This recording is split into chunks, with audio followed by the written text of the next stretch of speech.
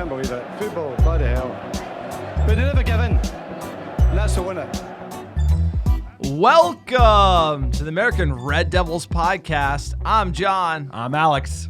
And we're bringing you the best Manchester United news from this side of the pond. Woo, sir. How we doing? How we doing? European nights are back on the menu. It's not the European competition we want, but it's the European competition we got. Europa League at the Camp Nou, Barcelona. It felt like a Champions League tie of old. Manchester United get a solid result, a 2-2 draw on the road against a very high-flying Barcelona team. But United did themselves proud. Arguably one of the top performances of the season under this new manager. Everybody played well. Honestly, Manchester United could have done better with some of the opportunities they had. Eric Ten Hag's talking about it. There was a big call in the second half. You're not convinced. I was. Some of the Muppets are as well. But either way, red hot Rashford. He continues his form. The Real Madrid boys, they got that old blood with Barcelona. They showed up today big time. Varane and Casemiro were excellent. Bruno was excellent. Sancho showed some flair. But United, the real story is United continues to impress under this new manager. He doesn't back down from a challenge. He likes what he sees. Even Paul Scholes saying Manchester United played well. They played well, sir. We played well. It was a great game. It was a fun watch. I'm going to rewatch it tonight because it was truly just if you were a neutral, you would have loved this game. It was end to end. It was two heavyweights slugging it out, going punch for punch. And Manchester United against, hey, I know they're in the Europa League with us, but they are top of La Liga. They have the best defense in Spain, in Europe, and they haven't conceded at Camp Nou all season. So it's a good performance from United. Gives us momentum headed into the weekend with a big match, like you said on the preview, against the Foxes, sir. Could be dealing with Brendan Rodgers right now as our manager. He was in the fold. Whew. I'm glad we got the Dutchman. I'm glad we got the Dutchman is right. What an instant classic at the Camp Nou in Barcelona. What a match. Two titans of European football showing up. Fireworks. It might not have been the right competition, but it was the right teams. And when these teams go toe-to-toe, it's always exciting, and it should be exciting. And, man, Manchester United playing entertaining football is back. Eric Ten Hag coming out swinging. The lads, everyone coming out swinging except for maybe your boy Wout Weghorst could earn those wages a few different ways. But look, it's just, you love to see the players cut them up. It's true. Tell me it ain't true. But just overall, just an amazing feeling to see this team performing on that type of stage, on that type of night, away in a very historic place. Sir, we won the treble at the Camp Nou. There's a lot of history with this club, and we wore that shirt. And we show up and we play well. And Marcus Rashford, what a player. What a season. He's really coming into his own, and we haven't re-upped this deal. So the dollars are just only going up with Marcus Rashford. That's what I was thinking. That celebration gone around the world as well. But an amazing evening for Manchester United. Look, you can complain about the referees, etc., but two poor goals to concede, that is really what nobody's talking about. Everyone's talking about the referees. I think those goals that we let in were just blah. And you're not going to be winning titles with that type of defending. And if you defend like that in the Camp Nou, you're not going to get you're not going to get a win. You can't concede crappy goals at the end of the day against a top team. They had some chances. De Gea making big saves as he usually does, but I think the tie tilted slightly to Manchester United over the 90 minutes. But like you said, you can't concede crappy goals You're like not that. biased. I am very biased. I am number one Muppet sitting in the pod room. But it was a great performance from Manchester United. They are going to be full of piss and vinegar for next week's match at Old Trafford. We're going to have some players back. Martinez, he will be back in the fold. I think that will be helpful. I think Malacia had a great game. But if you push Luke Shaw at left back, you get even more on the left side of the pitch. And regardless, there's just a lot of good feels at the moment. We're not going to talk about the sale until later. But Eric Ten Hag went down to Barcelona and put out a great performance. The boys had conviction. They played with vigor. And it was just a fun game. It was another one of those games, and it's almost reminiscent to the Arsenal game that we lost at the Emirates. We didn't play as well as this game, and obviously it didn't go our way. We lost that game, but that was an exciting game. This was even more exciting. I think United played one of their best performances of the day. I think everybody was top draw. maybe except for the striker who literally didn't win a ball in the air all game. He was 0 for 6 for aerial duels. But hey, Wout finally gets the ball at his foot. Probably the first time he actually had like a true number 9 opportunity and blasted it right at the keeper. He's a makeshift number 9 for the rest of the season, but the real story is this team is full of players. This team is full of dogs. Casemiro, we missed him so much in the league. We'll miss him again on Sunday against the Foxes. But having him back in is a different ballgame. Everybody plays better. I was talking about it last time. Bruno was like, he's not always played the best in these big opportunities. He was terrific. He was involved in everything that was great today. Even Fred putting in a shift because he was all over that team. And you love to see it, sir. We can talk about the rest, but that's what other teams do. That's an Arsenal thing. That's a Scouser thing. We can talk about Manchester United winning silverware because that's the plan for this year. Silverware, baby. No, we can talk about Manchester United showing up on the world stage, on the stage in Barcelona like they should, with swagger, with attacking football, toe-to-toe, exciting night, end-to-end. That's what it's all about. That is what, Sorrell, the house that Ferguson built, that is what it is all about. And to be a Manchester United fan and watching entertaining football again on a European night just gives you the thrills. Even if it's the Hans and Franz remix, we're still loving this type of match, and I'll be rewatching it again tonight. Sir, I don't think we've rewatched a Manchester United game since, that 3-2 Tottenham thriller with Cavani. You remember that? Speak for yourself. I mean, we're together. To me, that was like the last game I rewatched was that like Tottenham fight back. I think it was under Ole with that Cavani getting in the mix. That was like the last game where I was so jazzed on it. I would rewatch it. This one, even though it's a draw, very jazzed on it. I will rewatch it. Quick PSA for the pod for all the Muppets who are rewatching matches because one time isn't good enough for this amazing club. You want to support independent fan content and this podcast. The best way to do so is Patreon. Check us out, www.patreon.com/America Red Devils. You get tons of benefits. You sign up, check it out. Do us a favor. Keep the lights on at this podcast. Also, check out our website, AmericanRedDevils.com.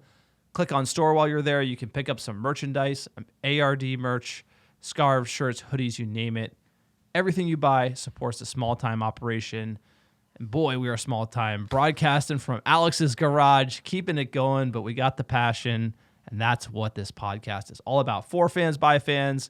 We believe in that dream, so support the pod. Sir, tell about iTunes reviews. iTunes reviews or 5-star reviews of the American Devils podcast, wherever you listen. It's a great way to support the pod. It helps us get found organically by other top Muppets like yourself. And even better, we got an extra special giveaway. We're giving away free American Red Devil design Glazer Out scarves, green and gold. Hey, they ain't gone yet. We're hearing a lot of noise, but green and gold never goes out of style. All you have to do to get your free scarf is write a 5-star review wherever you listen, ideally on iTunes and Spotify, and send a screenshot of that review to AmericanRedDevils@gmail.com with your mailing address, and I will personally pick, pack, and ship a free Glazer Out scarf. Send it to your door anywhere in the world. I just sent 20 of them. Big package. I sent one to all over the United States. Sent one to Canada, to England, so get them now while they're hot. We have got a great review from Kwahiji. Lifelong American Red Devil, the best United podcast. I've been a Man United fan since Jim Rosenthal hosted English soccer broadcast in the USA circa 1990s. After 30 years of struggling to find United games, highlights, or any info, we have an abundance of commentators here in the US. I'm happy to say that the American Red Devils are my only must listen. Thanks, guys, and keep up the great work. Come on, you Reds. Thank you, Jeremy H. We appreciate the review. We appreciate all the reviews. They've been great. They've been fire. Keep them coming. We're going to keep up the giveaway until we run out of scarves because apparently we're getting bought, sir. And I tell you what, Qatar is leaning in, bro. They are like, they say to like lean back at certain opportunities. They are really like going over their skis, like acting like it's a foregone conclusion. We can save that for the news, but everything's happening in Manchester United at the moment. Lots of fun. Biggest club in the world. Green and gold, the original colors of Newton Heath, will never go out of style as it relates to Manchester United. And some might say that the new owners should do a throwback to Newton Heath when they come in. Like that. I think that would be an awesome kit. That would be the colors are fire. I'll always wear my green and gold scarf to Old Trafford. But let's get into it, sir. Hans and Franz on the tables. It's a European night, not that type of European night, but still Barcelona. Thursday night.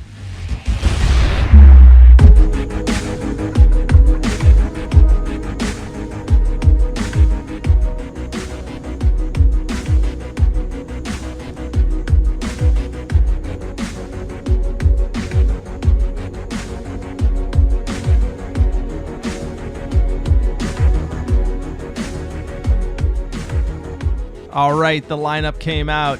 Eric Ten Hag, Dave Saves, world number 1 in net.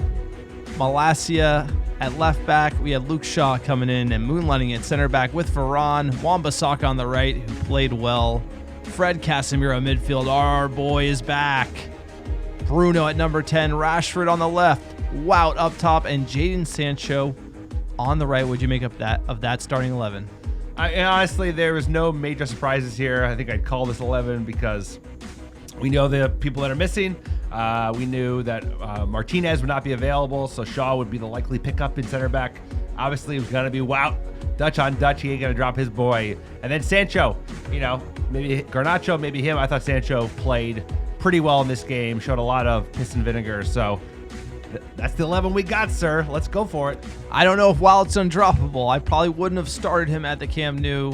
Getting Rashford through the middle, I thought, was our best way to win. And at the end of the day, he was the one doing all the damage for Manchester United. Interesting to see Luke Shaw as a center back. You think we would ever see that from last year? That is one thing that Ten Hag does not get credit for. He said, hey, I'm going to put Luke Shaw at center back, and wow, done a good job. He's done a great job. He slots in very well. Like, it's amazing that Luke Shaw is our third best center back in front of Lindelof and Maguire. Problem is, he's also a very good left back. Here comes the beat drop, sir, so I got to stop talking.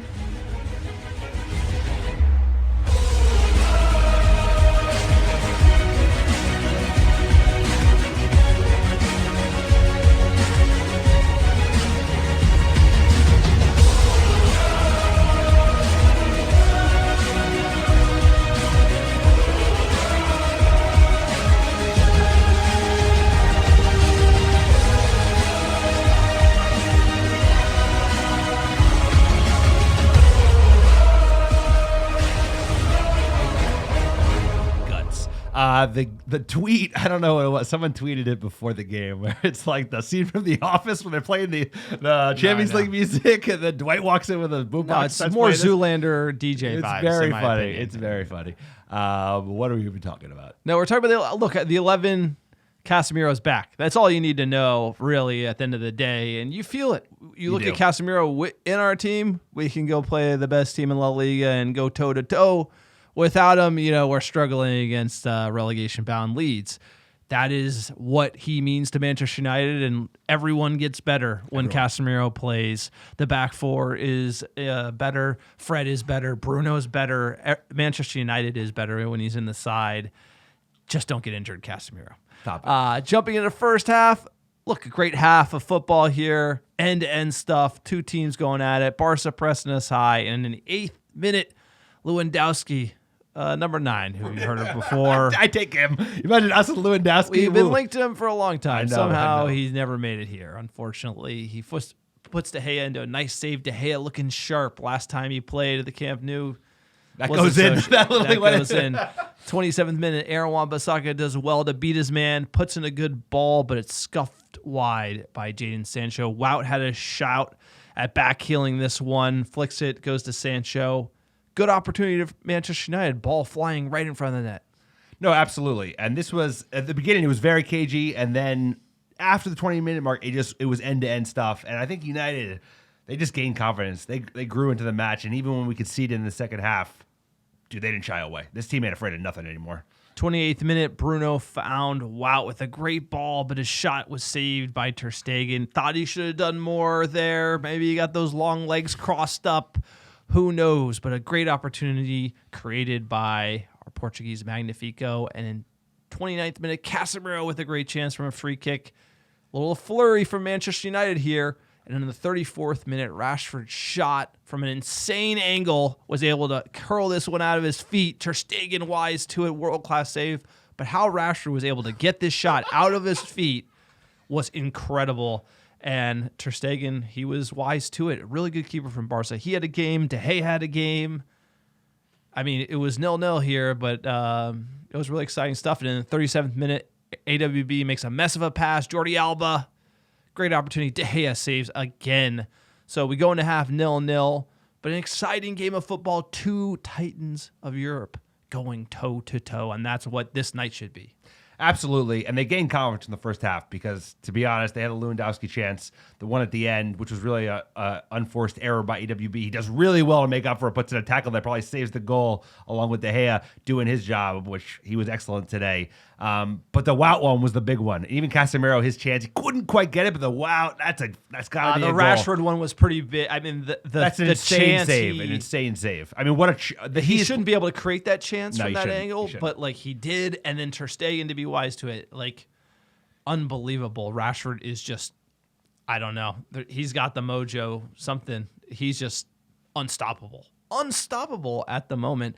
Jumping the second half, another exciting half of football. 48th minute, Sancho with a great chance after AWB puts in another great ball. It's amazing to see Aaron Wan-Bissaka getting forward, doing a job, and integrating into the attack, because that is probably one of the bigger criticisms you could have of Aaron Wan-Bissaka. But like many players, playing lights out under Erik ten Hag. Unfortunately, 50th minute, set piece, and it's a goal. Corner's flung in for Marcos Alonso!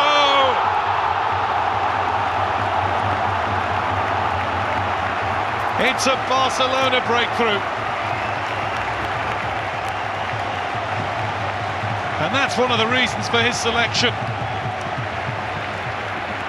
Look, lazy defending for Manchester United. He attacks the ball so well. They get the goal. Former Chelsea scum gets the goal. I mean, Fred on the switch, snoozing, could have done better, should have done better. And you're not going to win games, defending like that. No, we're not when you're playing a top side like Barcelona. Can't be conceding that, especially with United having good chances leading up to this. But there was a belief in the side where they weren't out of it yet. They knew that they've been playing well, and Marcus Rashford is playing world-class football at the moment. He is top of his form, and he made his name once again in the 52nd minute, sir. Played through towards Rashford. Rashford gets goal side and has squeezed it in for 1-1. Well, that didn't take long.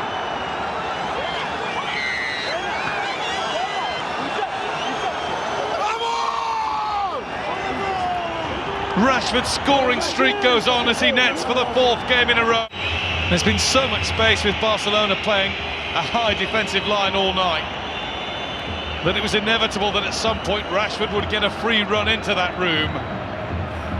What a finish. You couldn't fit anything through there, that near post. That was unbelievable. What an angle. Again, Rashford from the impossible angle. Just absolute money. What a goal. Manchester United 1-1. The crew up in the deck for Manchester United, the away fans, going crazy. I love that's what they should do at Old Trafford whenever they end up like rebuilding it under the new owner, is stick the away fans up at the top. Don't put them like down in the corner so they can bother everybody else. So I have to get out to the Camp Nou. They literally stick them all the way to the top and they put a giant fence around them. But United fans enjoying themselves as they should, because game on, baby. Let's play. I went to a Champions League game at the Camp Nou, and it was like some Greek, maybe Olympiacos, and they had the Olympiacos fans, because I was like one deck below, and you could just hear them like up there. They just put them in the corner. It's so random. That's why Rashford scores and it pans up into the upper deck in like a cage, and the United fans are just going crazy. And I can't say I'm not jealous seeing all the videos of Reds partying in Barcelona for the last 2 days. I mean, it's even worse because you have kids and you can't do anything. But I was like, I want to be there, just like getting lit city. Sir, anyway. Maybe when they go to college. We have about 18 short years. 18 short years we'll be able to go party in Barcelona. Let's hope we've won a few Champions Leagues before then. Maybe a title or two. Look, United, we got the swagger, 59th minute. Own goal, but we'll take it. Rashford easily beats Rafinha. Has to go in, and has, for 2-1 Manchester United.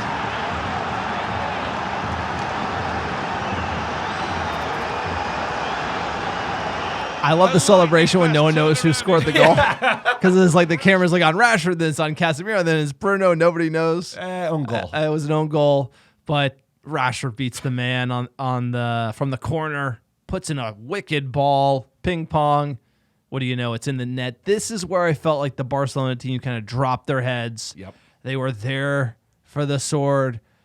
We didn't take that opportunity. And obviously, we're going to talk about the controversy here. 64th minute. United on the break. Bruno, amazing ball after a Barcelona corner. Some contact. Rashford goes down. It's on the edge of the box. No call by the referee. VAR, no call. Some people are going crazy about this. Some people are losing their heads about this. Sir, give me the biased Muppet take. Red card, penalty. What do you say? I'm trying. Yeah, I try to be down the middle, down the fairway, if you will, around on these pod. But as a fan, like, you just gotta say it. It's not a pen because it's on the edge of the box, so it should have been a free kick. But he should be seeing red. He's the last man back. He barges right into him. Now Rashford does quite well. He slows the ball down. He has a one-on goal. I think he knew what he was doing. He was trying to draw a foul, and then Koundé just barrels into him, and then. Okay, not a foul, whatever. This is inconsistency in reffing. We talk about it all the time in the EPL. The ball goes the other way, and like we kind of touched one of the little Spaniard players I can't remember. They all have four-letter names, Gavi or Ravi or whatever. And it's a free kick. And it's just like, it was a bad call because of the lack of consistency. There are other calls in this game.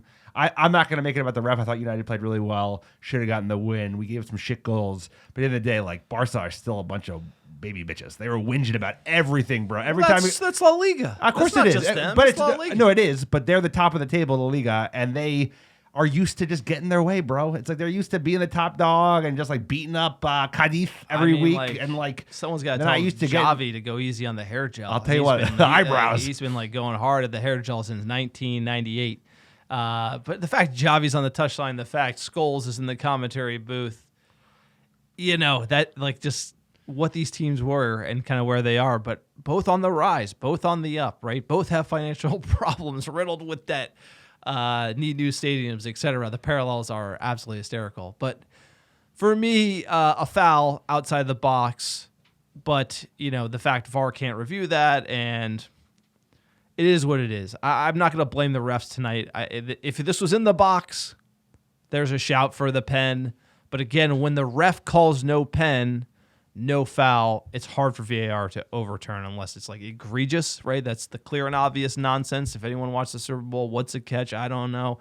It's just all this BS. I feel like you try to get the video referee in to stop the BS, but then you just realize you're hiring the same numpties to just watch slow motion video, which is even more confusing, and they mess that up as well. So at the end of the day, we should have defended better, and that's why, you know, in the 76th minute, there was an equalizer. They're doing all they can to get level now. Rafinha, Lewandowski, they are level now. Fierce ball in from Rafinha. And it looked like the customary lethal touch of Lewandowski.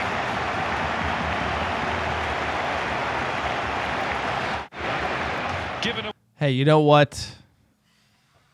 It is what it is. Unfortunately, just two rough goals to concede. That's what stood out in my mind was like how amazing the goals, how on the front foot United were, how great the goals were, how like world class Marcus Rashford is, and then Lewandowski wasn't scoring worldies back. It was like numpty defending, and then they get their goal.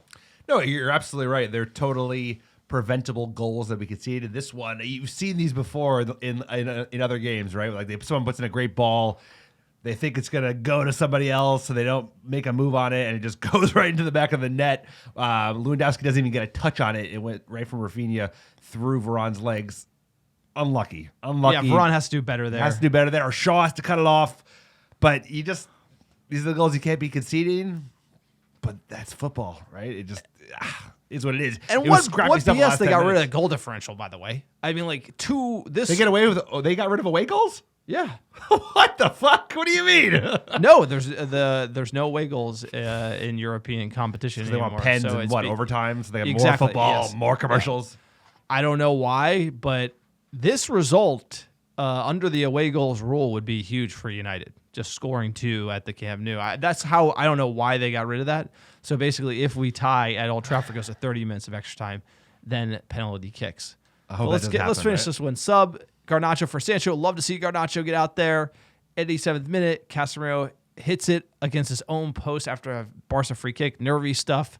And 90th minute, Casemiro tees up Rashford, but he doesn't hit it quite right. There it was, the draw 2-2. I would say we're on the come up. Barca's on the come up, but we have to feel more confident coming out of that game. We were more of the aggressor. We had the better chances. You think of how many goals we could have scored. We could have scored more. We could have defended better, and we would have seen a different result. But 2-2 coming back to Old Trafford, we have to be feeling confident about the leg next week. And boy, I'm just excited to see these two teams play again. 100%. And it was really, I was like sitting back and just loving life. It was just a fun game to watch. Manchester United should be fun to watch. It used to be fun to watch. It should be fun to watch. And we forgot over the last 10 years that it's not fun to watch. Even when we were winning some stuff, it wasn't this fun. We weren't this good. We weren't this aggressive. We were this.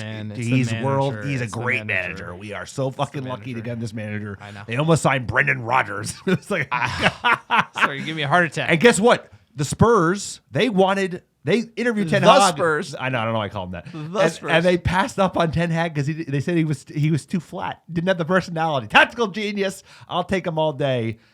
Because Manchester United is on the rise, baby. And it was a great game. It was a great night. And it's like United is going to be full of confidence headed into the home leg. Because Old Trafford's going to be bouncing, bro. I thought Camp Nou was quiet. It was like, I guess their fans are never that loud, but it was not loud. Going to the stat sheet, 18 shots for Barcelona, 18 shots for Manchester United, 8 on target for Barca, 5 on target for United. Barca with 61% of the ball in their house, to be expected, but we were wise on the break, and we had lots of opportunities. And Marcus Rashford has scored 22 goals for Manchester United in all competitions this season, equaling his best return in a single campaign. He also had 22 goals in 2019-20. Marcus Rashford, and after the last year he had, unbelievable. I mean, this is really showing his true mettle. After a rough year, he comes back fit and firing. But what do we know? Let's check in with the man, the myth, the bald, Erik ten Hag. Do you see that as a positive in the progress that you're making? Yeah, definitely. If you face the number one of Spain and in an away game and you are that dominant, you can see that as a positive, yeah.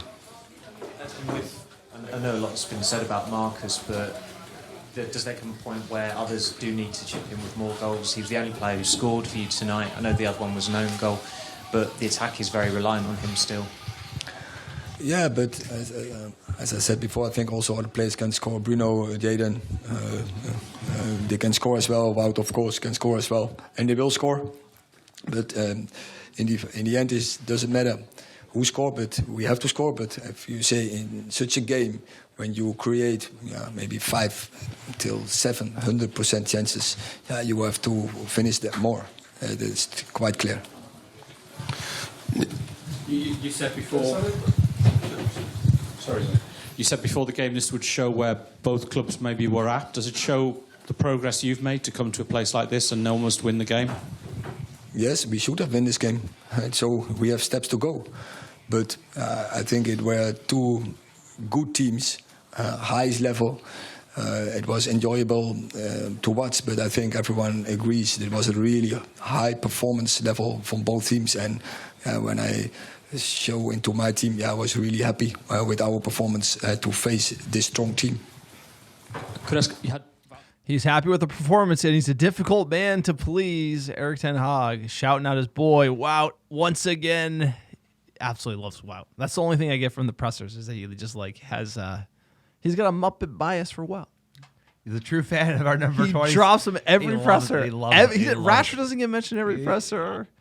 De Gea doesn't get it. Casemiro doesn't get it. Wout gets it every time. He didn't every play time bad, he gets a shine. but he was the worst performing of the 11 that started that game. So it's like he didn't play bad. He just didn't play great. No, it's not that. I know. It's anti-Wout. It's what would insert player here do for this team now? Well, if that could have been acquired in January because you could do better. Well, it's not his fault they weren't acquired in January. No, but you know what I'm saying. Like any player that you could get would just be scoring a lot up front for Manchester United, and that's where Martial coming. We need him to get back. He scores that goal. I mean, Martial could do the job.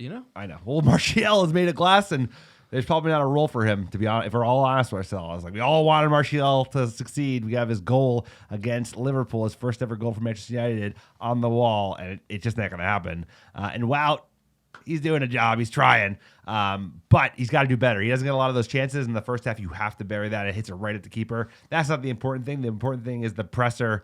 The manager's right. We created some really good chances. Weren't clinical enough. We gave up some shit goals. If you listen to more of the presser, Erik ten Hag never fucking really criticizes refs. He was on the ref. He was like, it's a foul. Well, he got a yellow. Yeah. What'd you say? He got a yellow card as a result of his I protest. know, It was a foul. It was a foul. Yeah, but they're all against us. Come on, they're all especially in against Europe, us. like an Italian ref in Barca in European competition. I'm surprised we even got a draw, sir. What a game. But moving on, this team at this time is the gift that keeps on giving because So many games. midweek yesterday, Man City went into the Emirates and they just put them to the sword. I'll tell you, those Arsenal fans, and we know one of them, don't even want to text us back on the They got text nothing. thread. You know, they're the ones that have been boasting. Oh my God. So first they didn't believe. First they were humble, right? They're all Were they? humble. Pre-roll. Were they? Were no, they? It goes like the phase of the fans, and Tell this us. is exactly what would happen with us. It's like you'd be like they're doing really well, and you'd be really humble because you know you just can't keep it up. Then post World Cup, they started keeping it up, and then Arteta and the Arteta fan base. They started believing, and as soon as they started believing, because every other time they started believing, they bottled it. Well, now they are bottling it. So the performance against Shitty, even with, you want to talk about referees, like a gift of a penalty to them. It's just the refs are really becoming a problem right now in the league, and for some reason, all these calls. It seems like they want Arsenal to win the league. They You do. know, They do. It's just, Of course they do. But Shitty bossed them, and that fan base they're in trouble. They're in trouble. They wrote checks they couldn't cash, and I think after they beat us, that's when they thought they were going to win the league. 100%. I literally think it was the defeat against us at the last minute, at the death, without our best player, that made them believe that they were the best team in England, and it's probably either them, us, or Man Shitty at the moment. That is so. It's gonna be interesting. No, like you said, they're at 51, but City had the goal differential, so they're at 51. They have the advantage now. Arsenal have a game in hand. But like you said, they lost an 8-point lead in a month. They had an 8-point lead a month ago on the 15th of January, and they blew it in 4 weeks. So they're bottlers. And they should have drawn us. Actually. They should have drawn us. If you think about it, it should even be closer. And you think about those games I was talking about, Crystal Palace, Leeds. You start adding this up, and we're talking title. Yeah. You know, we're talking title race. We're not second, we're first. And so that's why these EPL games, you know, the Europa League game, that was a nice taste, Well, top up. Sorry, it was a nice top up, but Delish. Where my bread is buttered is this league, and I see United at 46 points. We're 5 off of it. We're running. We're hungry, ready to go. And I just think Arsenal, I want that second spot. And I want to sniff at it. I want to sniff at United in the race. I want to hear race. I want to hear United. It's a race. We would have been in a race if we beat Crystal Palace. You beat Crystal Palace. Stop bringing up Crystal Palace. We know. That's going to be the game. That's going to be the game. You're going to think of that free kick at the death. How many games we got left? You score a free kick like that at the death, wins you the title. We got 15 You concede games ones. left. We got 15 games left, sir. I know. We're in the mix. We're in the mix. This is very exciting. I haven't been excited to watch Manchester United finish a season as much as I am now. Plus, we got a final coming up. And we're going in May. And we're going. In May, we're going to see Wolves at home, sir. Season tickets can't right wait. here. Can't wait. Let's go. Newcastle behind us with 41 points. Tottenham 39, Brighton 35, Fulham 35.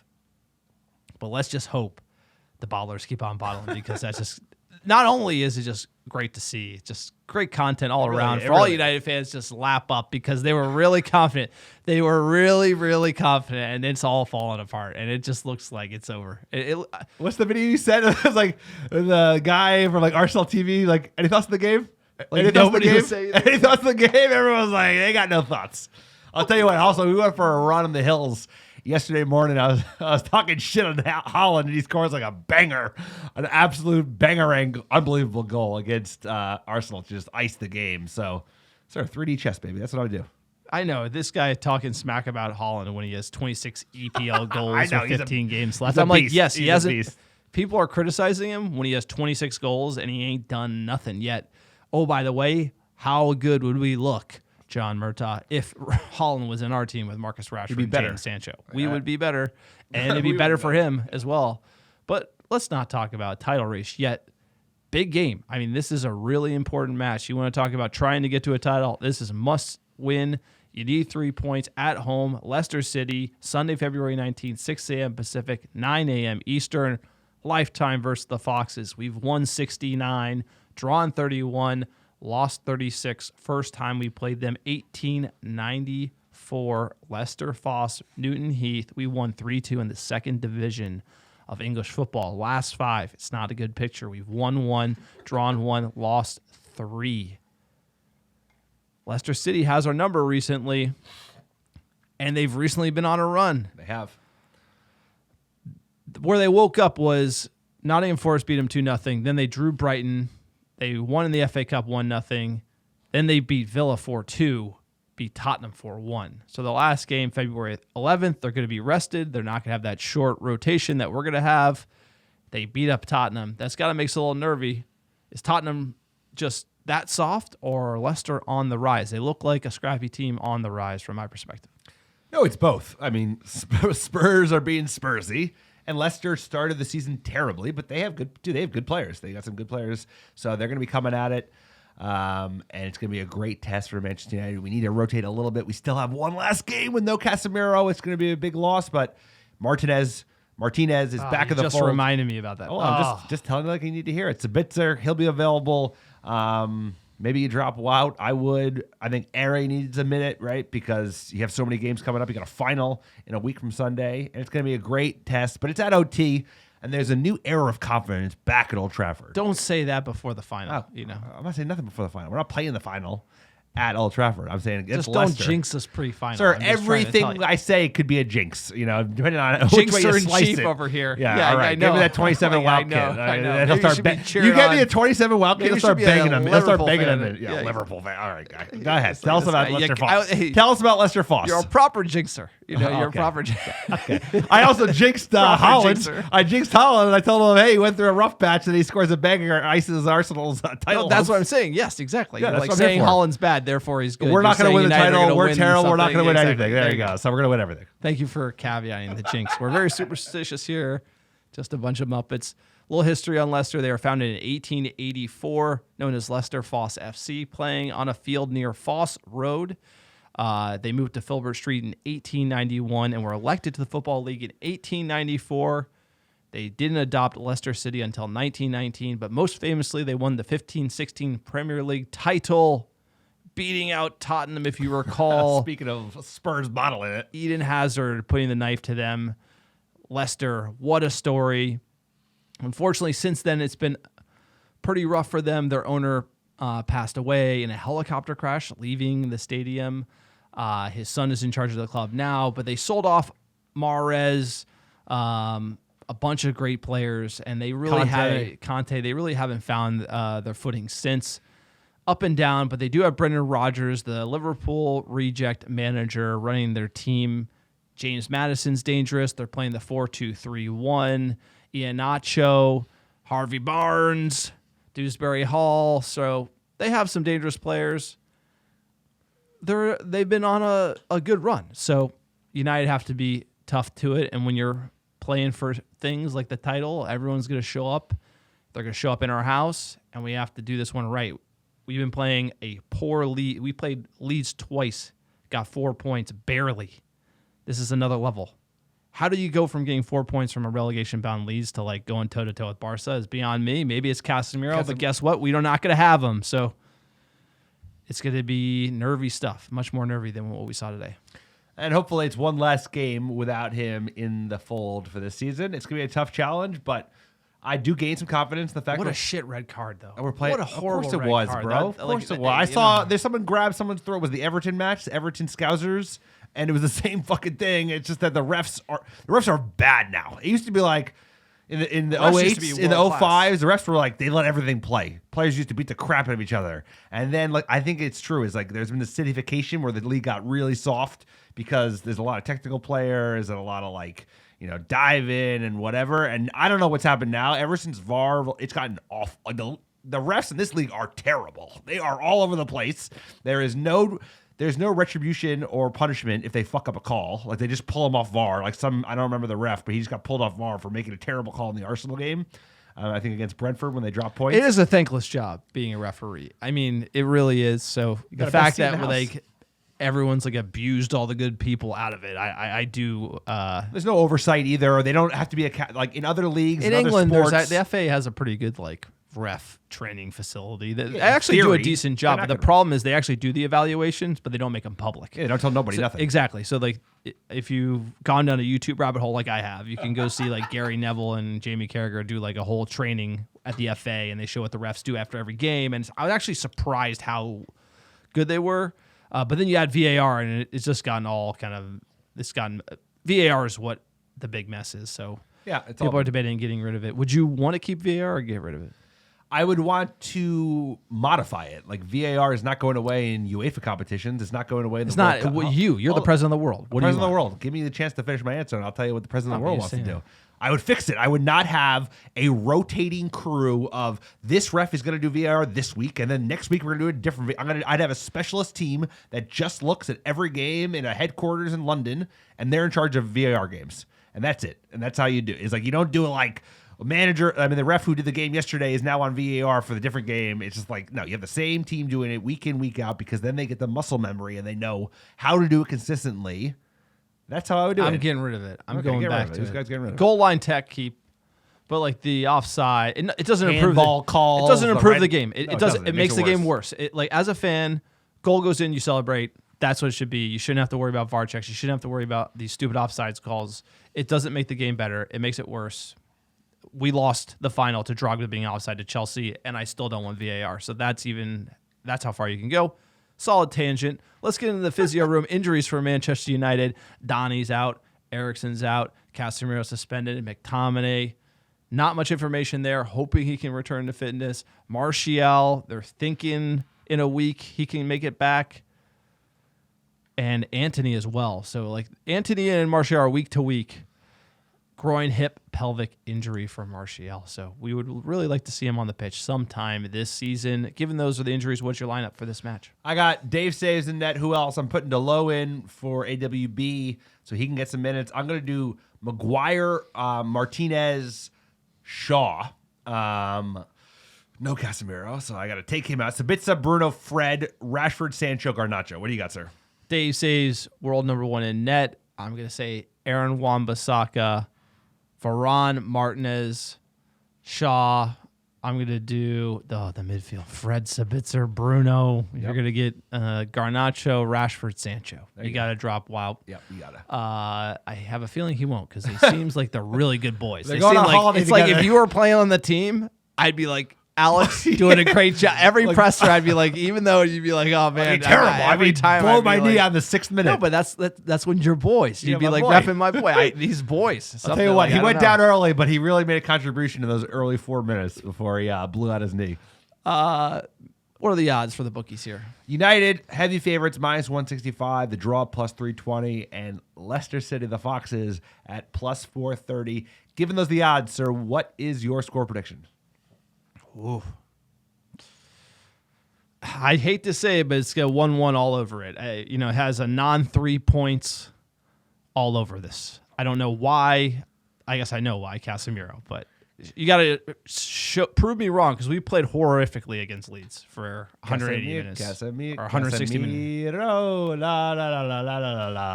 I agree. He's like a big difference. He is like, you could make an argument that he's the best player on our team and arguably the best CDM in the world. And the drop down is immense. But Leicester at home, I think we do the job 1-0. Tight one. I think Rashford keeps up his scoring and he gets the winner. Kind of like that result we got at the end of the season. What was that? Ole's first year, where we had to like win against Leicester to end up the top 4. Second year, he bottled top 4 first year. Remember? Hard to right after that Paris game, he bottled it. Hard to keep absolutely track. Just melted down. As far as the one thing you have to question for Erik Ten Hag, he's done everything right.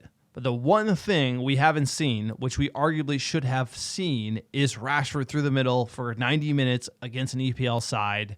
We have not seen him move to that.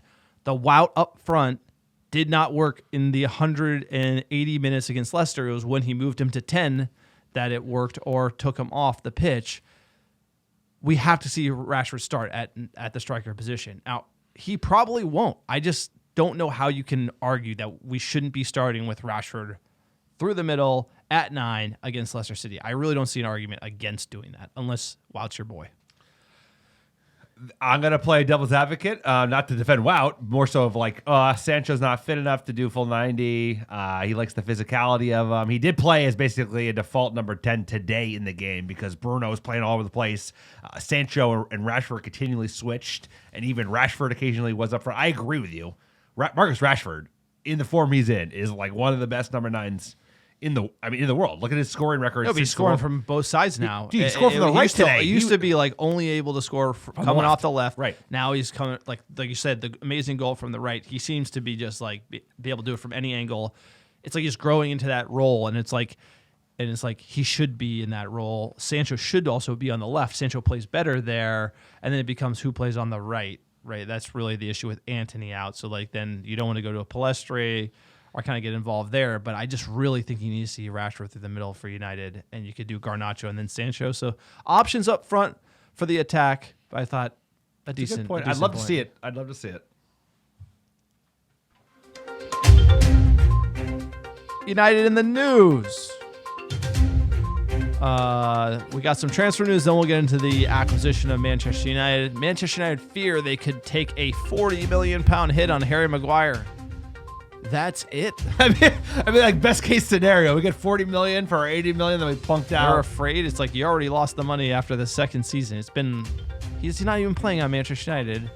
The reason why they're gonna get 40 million is because he plays well in England. Yeah, and he'll play well for a middle table side. Like he could play. He could go back to Leicester. I mean, he could play for a Bournemouth. He could play for even a Palace. Like he's a fine player. He's just not a great player or even a very good player. But he could play. He's not a big club player. He's not a pressure guy. I'm not saying he is. He could play a mid-table. Yeah, mid-table. He could play at Brighton. And, He could play in the EPL because he's got the size. He's a decent passer. He's good in the air, but he's not Manchester United caliber. And that's the end of the day. He crumbled when he became captain. He was never suitable to be the captain of Manchester United. It never made sense. That speaking of boys, I think managers just have boys because if you remember, Maguire was Ole's boy, and obviously our man Erik ten Hag loves Wout Weghorst. But if you could get 40 million from Harry Maguire, that would be a great result. I think he's almost 30. That would be great. It's like you need to get rid of him. You need to get at least another center back this summer. the fact we weren't getting rid of him or didn't sell him to Chelsea this summer is insane. The fact that he hasn't been on the chopping block, and credit for Erik ten Hag to come in and just like put him on the chopping block. Like he came in and said Maguire's the captain, and like we haven't addressed that. But he handled that expertly because you don't have to be you're not captain if you don't play, bro. That's the best thing. Is that he didn't have to. It was brilliant because he didn't have to rock the wave. He's still the Manchester United captain. There is only one captain. I'm aware, but he's never captain because he never plays. The armband never is plays. a different thing. Yeah. Wearing the armband is different than the captain because he's still the captain, You're even right. if Bruno's wearing the armband. It hasn't mattered. Now, look, it's 3D chess. Erik ten Hag is playing 3D chess. We're checkers players. We play checkers here on the American Red Devil podcast. That's what we do. True. Speaking of checkers, Fabrizio Romano, I'm sure he loves checkers. Manchester United have already sent the new contract proposal to Garnacho. Please sign it. Look, coffees for closers. Where's the Rashford contract? That's it. Where's the Garnacho contract? Shaw. Like, please get it done. Like, you know what we're going to get next, sir? What are we going to get? What contract will be signed next? Wow. Which one? Wout? Fred. We're going to get the Fred contract easy. first. Or De Gea. He's got the nice De Gea teeth, one. you But know. Marcus, I mean, Garnacho, this seems to be on rails. He's a great player. He's got a great future. I'm really excited about When you say Alejandro. rails, you mean like it's on the rails. On like rail, it's like not like all these trains derailing in America. I'm talking about like it's on the way to the station, sir. It's headed in to Old Trafford. Choo choo, let's go! Because everyone's saying that it's very positive. What we haven't heard enough about is where the fuck is Marcus Rashford's new contract? Because you got to pay him whatever you need to pay him. Now it's like beginning of season, you're like, all right, get him up to like Martial, or get him up to. I'd pay him. Highest paid player in the club, bro. We're 400K. 11 months away from him negotiating openly with other clubs. So And everybody wants him because he's playing world class course football. everybody- yes, 25, of dude. course everyone Feeding England. But you know what? Marcus Rashford played bad. A lot of fans weren't nice to him, and he remembers, you know. And so if Marcus Rashford what happens to United players who hit this type of level and then all the clubs in the world want you? I wouldn't hate him if he went to, a bigger club. Like, that's what happens usually. We saw the Ronaldo at that type of stage. Rashford's been more up and down. In my heart, I believe he's going to stay, but there is a chance that, like, those big checks get thrown around. Who knows? And maybe he's waiting for the new owner. The new ownership might affect him signing for United because he might not want to sign until he would get that new cash, and then there's a bigger deal. Or certainty around the future of Manchester United before he signs to a long-term commit. Yeah. Right. It makes all makes sense. Apparently, Manchester United must pay £18 million to sign Sabitzer. The jury's out on him. You can't say that. No. I mean, it's a good price. That's why I wanted to post. Out. The jury, I can't comment on if he deserves it. By the end of the season, we'll know. No, I just wanted to include that, like, who is it? Bayern Munich have stated the price. The price is £18 million. If he proves to be a valuable player in the midfield that can play in Premier League week in, week out, £18 million is a bargain for a 28-year-old. So we'll follow this. Watch this space. The big news, sir. Would you sign him? It's one good game, one average game, I would say, for £18 million. What can you get for £18 million these days? Not much. I wouldn't sign him. I would. I can't. One game in. You said the jury's out. It's a trick question. You don't sign him after 2 games. Yeah, exactly. But like at that price, like who's available for £18 million? What are you, jinxing us already? Come on. Jinx. Last bit of news here. All over social media, bids are due tomorrow, so everyone's trying to get your checkbooks open. Get that data room ASAP. Get that paragraph together. LOI. Let's go. You want to buy Manchester United, you get a bid tomorrow. Everyone's coming in. It's going to be really interesting. There's a lot of hemming and hawing, and everyone puts what they're willing to do on a piece of paper. This kind of put up or shut up time. And then once the rating group gets these bids, they get ordered. Obviously, there's a lot of caveats to them. It's not as straightforward as just cash. There's a lot of source of funds, etc. So at the end of the day, and depending on the source of funds, like if it is Ratcliffe and there is debt, there is a raise that would take part of that, so it could prolong the close, and there's a bunch of things that can move, and it's not as straightforward as bidding all cash. It's not like bidding on cattle here. If you go to like Montana, you hear the head of it, hit it. It's not that easy. Like I'll pay 50. Like there's a big transaction, lots of moving pieces, lots of details for the lawyers to go through. So all the bids, like they might have the same valuation, but the quality could be varying. And then there's tons of factors that go into why the Glazers would select one over the other. But most likely the Glazers are only interested in one thing and one thing only, and that would be cash money and getting $1 billion for each Glazer. The stock moved. So essentially today, Qatar came out. I think there was a journalist in Qatar that tweeted out a photo of the Manchester United badge. There's not much in that. It doesn't mean anything. If the Qatari hype train is all over the place, it might just be that they're in for United. It doesn't mean they're going to own United. There has been no official release. However, you watch the stock price of Manchester United, and it's jumping because the bids coming in means that there are offers on the table, and those offers are well above the enterprise value that's currently trading at in the New York Stock Exchange. Well said, sir. And it's amazing. It's all heating up, like you said. Bids are due tomorrow. And the Qataris are the ones that are making the most noise, and read into it what you will. I think it could be bluster, it could be confidence, but they're acting like it's a foregone conclusion. I'm not there yet. They have a lot of money. They have a shit ton of money. So here's the thing. They have a lot of money. They have reasons to want to buy a Manchester United. And they're hooting and hollering. And if you have a lot of money and you're making a lot of noise and you don't get it, you look like an idiot. Yeah. So you would like to think they're smart and they don't want to look like an idiot. So people will take it for what it's worth. But again, you have to take this process with a grain of salt. It's going to take time for us to know exactly who's the lead horse, why. There's a ton of different reasons. If it is Qatar, there's the conflict side with the PSG ownership, etc. So you can go down a rabbit hole with that, but just take it for what it is. It's all hype train. That's all what's going on right now. And we know nothing as far as who will buy Manchester United as of yet. But sir, let's jump into fan questions here. What a match. What a game. At Rolling in the Deep, 1995. Sirs, we should have been home high and dry by the 70th minute, but we gave Barca the chance to get right back in this game, and we were close to falling behind yet again. An exciting game nonetheless, and we'll have Sabitzer and Licha back for the second leg. At Ty Kircher, overall happy with the draw and impressed with the performance away. An entertaining match going both ways. Goals we gave up were bad. Missed chances were rude. Looking forward to the second leg at home. Now things turn to grabbing 3 points at home and inching up that table. And this is what Manchester United is all about. It's about spring. It's about football. It's about being in the mix, and we are. And that's why you're like, oh, we're going to play Barcelona on Thursday. We're going to just chip up in the title race on Sunday.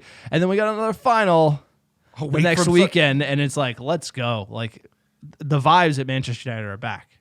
Absolutely. Now, if we fall flat on our face against Newcastle, vibes will be we'll go down. It'll be damaged a little bit, but I don't want to get there. This guy's jinxing. But it's exciting. It's exciting. It's beyond the sale. The idea of getting rid of the Glazers. It's the club is resurgent under this new manager. This manager is, dude, he's the real deal. No one thought we would be where we're at. Nobody. And we're all lucky to have him in the saddle. There will be dips along the way, but he has instilled a belief and a level of confidence that we haven't seen in this club in a decade. Forget even the silverware we won in the past 5 years ago. We didn't play like this. We didn't play with this level of swagger. We didn't drop our heads when we conceded a shit goal today at the beginning of the second half. And we have a lot of fight. We have a lot of talent in the squad, and it's only going to get better. This manager with a competent front office, forget the Qataris for now. It's like anyone's going to be more competent. Radcliffe would be, even American private equity fund would be. But imagine this manager with no John Murtaugh and Richard Arnold and a kid. So I thought we were talking about the fan questions. I don't know. I'm going on a tangent. Go ahead. I'm just fired up, sir. I had a great time. I was talking about the like fields. Private equity. You started getting into like what? I thought we were talking about the PE? Barcelona Manchester United fan questions here at Drumline 416. Barcelona have allowed only 7 goals through 21 games played in the league. So to put 2 past them in the Camp Nou is huge. Get our guys back and roll them at Old Trafford. At TweetSauce13, great game. Each team could have 4 or 5. Wout the Giraffe, who would lose a 40-yard dash to Charles Barkley in his inside the NBA suit. And his deployment is interesting. I thought the contributions defensively tracking back were good, especially in the United box. So if Charles Barkley can beat him. Well, you're not Charles Barkley, broski. You're not. I think I can. No Charles Barkley, like a Hall of Famer. He's slow and old. What are you talking about? I could beat Charles Barkley in a race. Hey, why don't you?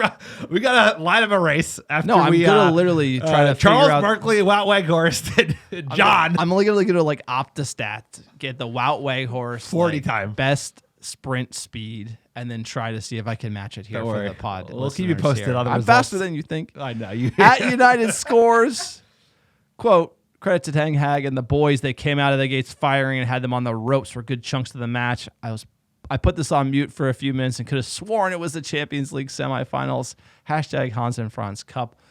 Absolutely. What a tweet. Thank you for the fan questions. That's it. That's the podcast. You like the American Red Devils. We are for fans, by fans. What a time to be rooting for this team. You want to support this podcast? Check out our Patreon page, patreon.com/American Red Devils. Check out our website, AmericanRedDevils.com. Check out our store, AmericanRedDevils.store. Great merchandise. Everything you buy supports the pod. Like, subscribe, retweet. Again, there's no corporate backing behind this crazy podcast. Just me and Alex. So all the support, it does go a long way, and we truly feel it. So thanks to everyone listening and supporting the pod. Sorry, you got the top downloads last 7 days. Yes, I do. Number 1, how you doing? How you doing? London, England, top of the table. Los Angeles, California. New York, New York. Chicago, Illinois. Washington, D.C. Toronto, Canada. Charlotte, North Carolina. Melbourne, Australia. San Francisco, California. And last but not least, Houston, Texas. Appreciate all the American Devils listening week in, week out. We couldn't do without you. It's always week darkest. in, a week out. Week, wow. I'll tell you what, he should have scored today. He's going to get another chance because he's going to be starting on Sunday. Erik ten Hag is not dropping his boy, sir. And what else could we play? What else could we play to close out the pod than Oh What a Night? European nights. It was done, if you remember correctly, at the Camp Nou, 99. Someday soon, we'll be back in the promised land. I feel it. Sir, what a song. Everyone have a great rest of your week. Huge game against the Foxes on Sunday. Oh, what a night.